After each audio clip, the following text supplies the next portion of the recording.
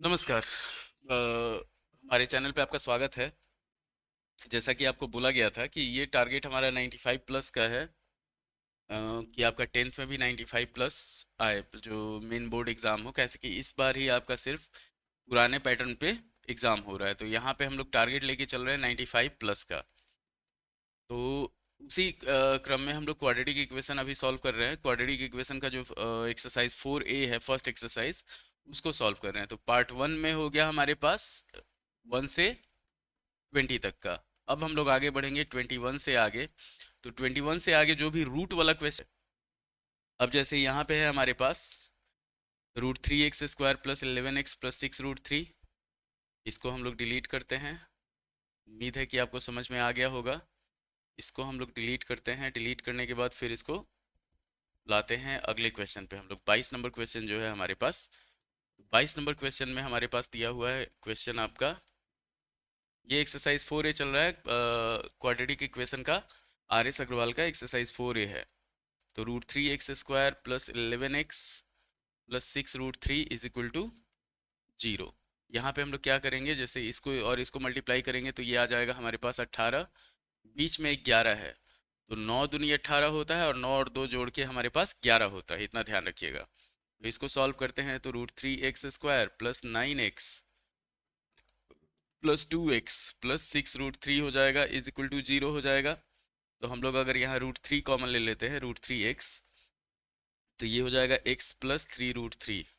जैसे देखिए, इसको और इसको मल्टीप्लाई करने से 9x आना चाहिए, तो 3 और √3 × √3 3, तो 3 3 जो होगा वो 9 हो जाएगा। यहाँ पे हम लोग क्या करते हैं, 2 कॉमन ले लेते हैं, तो x + 3√3 आ जाएगा = 0 हो जाएगा। फाइनल आंसर जो होगा हमारा √3x + 2 और x + 3√3, x + 3√3 = 0। तो x का एक वैल्यू होगा -2/√3 और दूसरा वैल्यू होगा -3√3।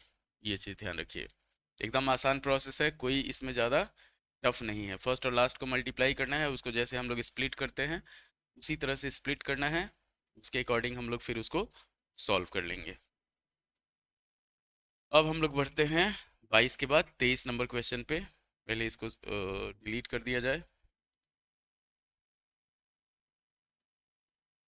23 नंबर क्वेश्चन जो है हमारे पास, पहले क्वेश्चन लिख लेते हैं फिर बढ़ते हैं।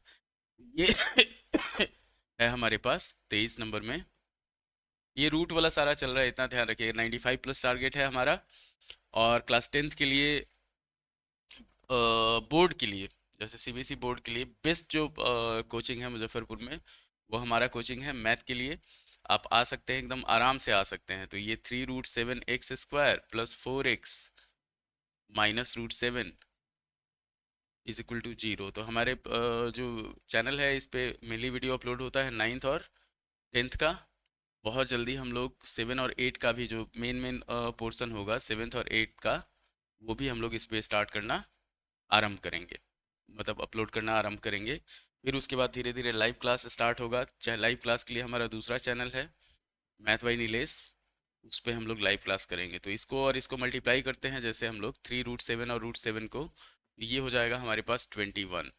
अब 21 जो होता है वो होता है 7 × 3, और 7 में से 3 माइनस करेंगे 4 आ जाएगा हमारे पास। तो इसको हम लोग सॉल्व करते हैं।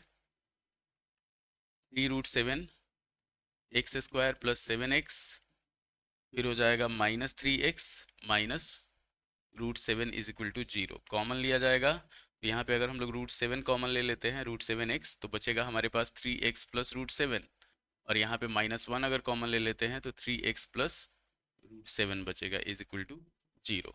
फाइनल आंसर हमारा हुआ √7x - 1, और ये हो जाएगा 3x + √7 = 0। तो अल्फा और बीटा, एक्स का दो वैल्यू निकलेगा। हम लोग जानते हैं कि क्वाड्रेटिक इक्वेशन में हमेशा एक्स का दो वैल्यू निकलता है। तो ये हो जाएगा हमारे पास, अगर इसको सॉल्व करते हैं तो एक्स का जो वैल्यू होगा वो होगा 1/√7, और एक्स का दूसरा वैल्यू होगा -√7/3। ये चीज़ ध्यान रखना है आपको।